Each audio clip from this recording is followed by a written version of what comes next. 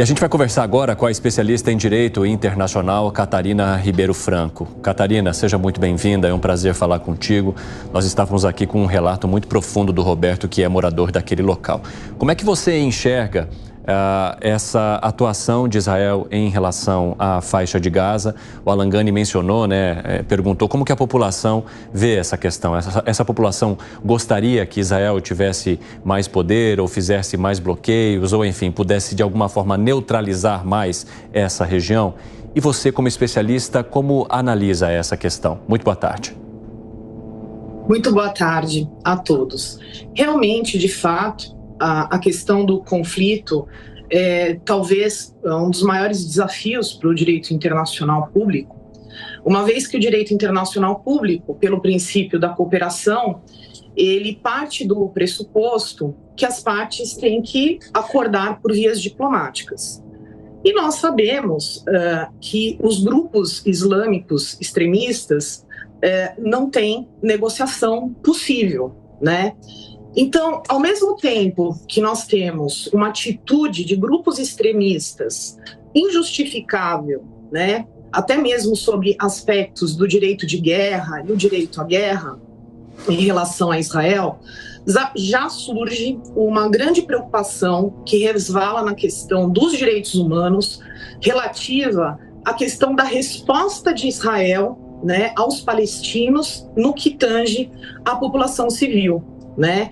Então, por exemplo, atitudes como o bloqueio, né, de comida, de água aos palestinos, e aí eu digo em relação ao povo, à população civil, né, já é discutida dentro da ONU como uma violação aí aos direitos humanos mais basilares. Então, realmente, de fato, a gente tem um dos maiores desafios aí em direito internacional público e que tem que ser decidido de uma maneira totalmente surpreendente, motivo pelo qual na última reunião do Conselho de Segurança da ONU sobre essa questão, o próprio Conselho evitou manifestar aí algum posicionamento fixo, né, sobre esse assunto, justamente porque o próprio movimento de resposta de Israel, que é justificável, que tem que ser feito,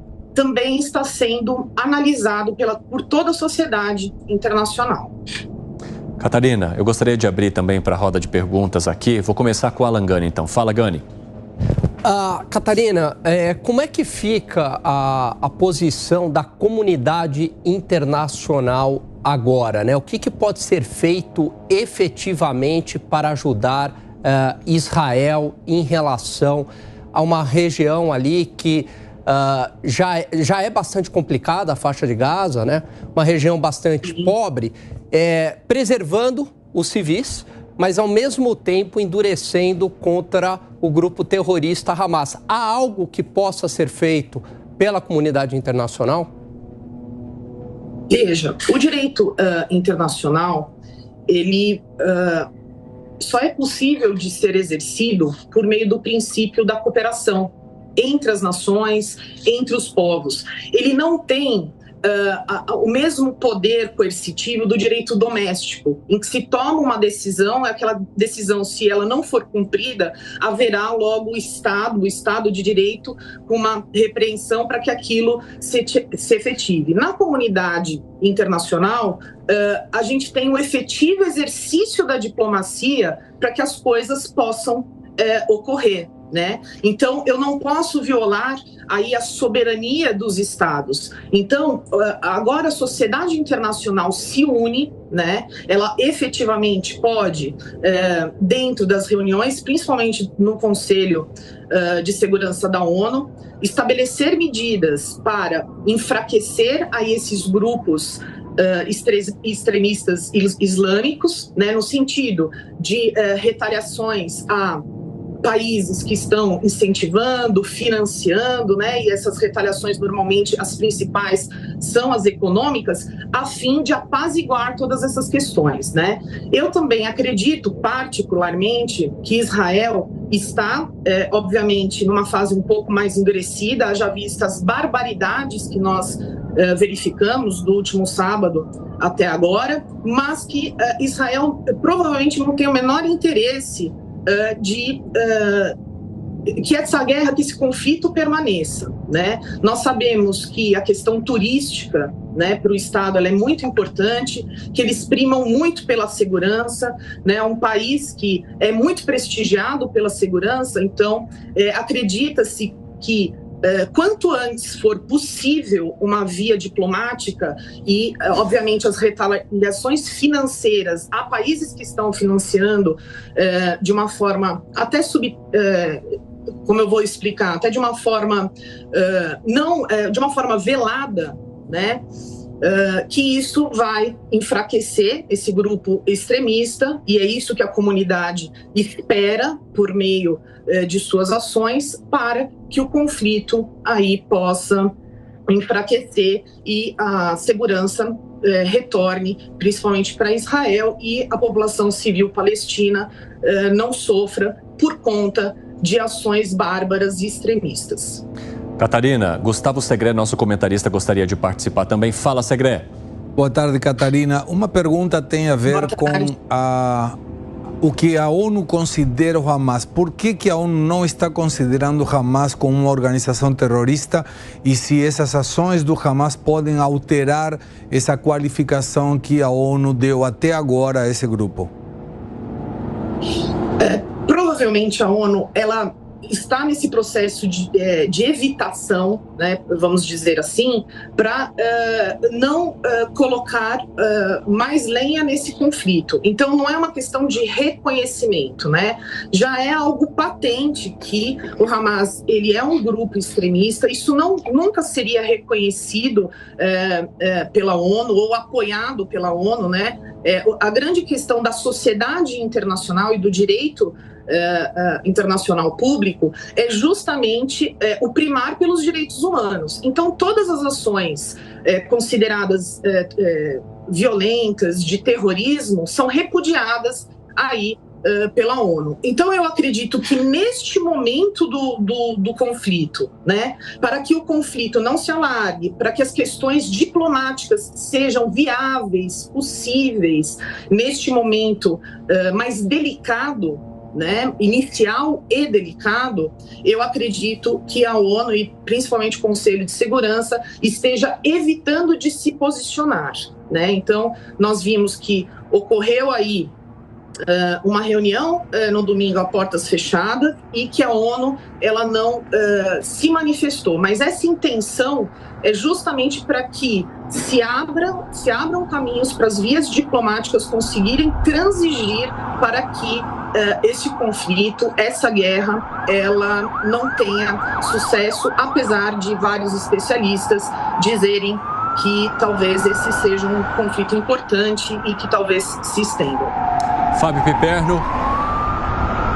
Doutora, inicialmente, parabéns pelos seus esclarecimentos. Eu acho até que nessas coberturas, às vezes, faltam realmente especialistas em direito internacional nessas questões que a senhora tratou com muita propriedade.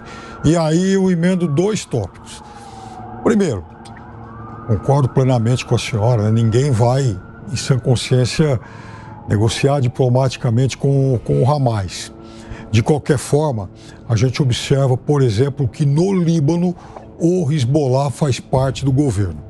Segunda questão é que hoje há um grande número de campos de refugiados palestinos espalhados aí por vários países, Líbano, Jordânia, Turquia, Omã e tal, e dependendo da escalada desse conflito, daqui a pouco a gente vai ver de novo hordas e hordas aí de refugiados. Então, as minhas questões são: como é que a senhora acha que a comunidade internacional lidaria com mais uma legião de refugiados, e como, por exemplo, negociar com o Líbano, que talvez lá na frente seja até um ator importante nesse conflito todo? E rapidamente, Catarina, agora às 5h29 da tarde, o pessoal da rádio vai para um rápido intervalo. Daqui a pouco esperamos vocês novamente. Catarina, por favor. Essa também é uma questão de sobrelevada importância, né? Para o direito internacional, a questão humanitária, também de sobrelevada importância, porque nela está inserido o exercício do direito internacional, né? A questão humanitária dos refugiados, principalmente de guerra, é onde a sociedade internacional, por meio de suas organizações, e são diversas organizações que atuam a esse respeito, se consegue aí o desempenho de fato do que a gente chama de princípio da cooperação internacional, onde a comunidade internacional, né, que não é um centro de poder, então é aí o casamento de interesses até que se chegue a um consenso, vai de fato trabalhar em todas essas questões.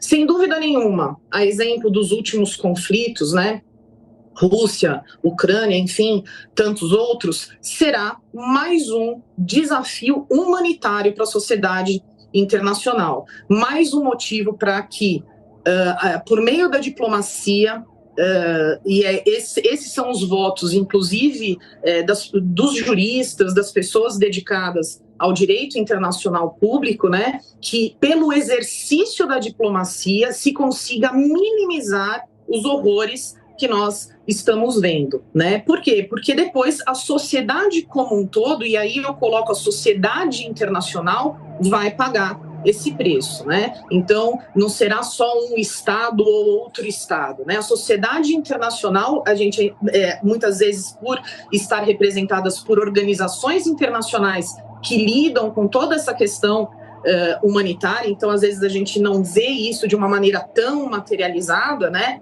Mas que vai, no final das contas, pagar toda essa fatura desse terror que nós estamos vivenciando. Mas nós temos uma estrutura internacional complexa, grande, para lidar com toda a questão humanitária decorrente de guerras, de conflitos armados e de questões políticas, né? E, de fato, né, em relação à segunda parte do que você colocou, o grande desafio e a importância da diplomacia é justamente isso, é negociar o inegociável, é tentar achar uma via de solução adequada ou que possa atender ao objetivo da paz, porque a ONU ela é criada com o objetivo de se estabelecer um direito que muitos juristas dizem que são de quarta dimensão dos direitos fundamentais, outros de quinta dimensão, outros dizem que estão ali dentro da fraternidade, que são os de terceira dimensão, mas o grande objetivo da ONU, né, o objetivo a ser alcançado é, de fato, a paz, né? E para isso a gente vai precisar de todo o exercício da diplomacia, que nada mais é do que essa sociedade internacional reunida em prol aí de alguma solução possível. E isso não é fácil, não é simples e provavelmente não será uma solução ideal, perfeita e acabada. Catarina, só para a gente encerrar, vou abrir aqui para a última pergunta do Luiz Felipe Dávila. Vai lá, Dávila. Professora Catarina, como o direito internacional lida com organizações terroristas, como é o caso do Hamas, que controla um pedaço de um território reconhecido, inclusive, pela ONU? É uma coisa muito diferente de uma organização terrorista apenas criminosa que está espalhada pelo lugar. Essa é uma organização terrorista que controla um pedaço do território. Como é que o direito internacional pode reagir a esse tipo de situação? O direito internacional, como eu havia dito, ele não tem essa força coercitiva que nós temos dentro do direito doméstico, né? Então, normalmente, todas as ações ilegais para o direito internacional, elas são verificadas internamente pelos estados responsáveis e identificados estados responsáveis e pessoas responsáveis, sejam elas terroristas ou apoiadores de terroristas, são levados aí às cortes internacionais.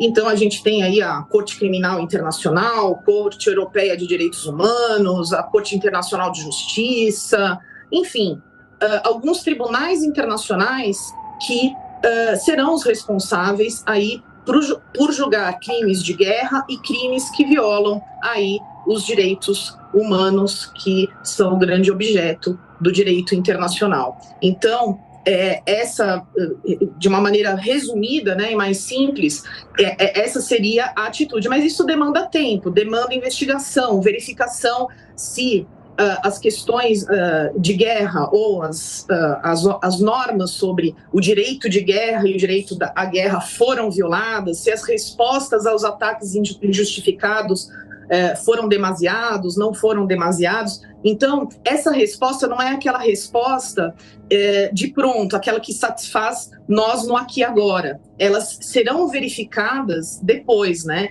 Então, aí com o estabelecimento da jurisdição das cortes internacionais. Catarina Ribeiro Franco, especialista em Direito Internacional, muito obrigado por conversar conosco nesta terça-feira. Até a próxima. Até a próxima, muito obrigada, uma boa tarde a todos.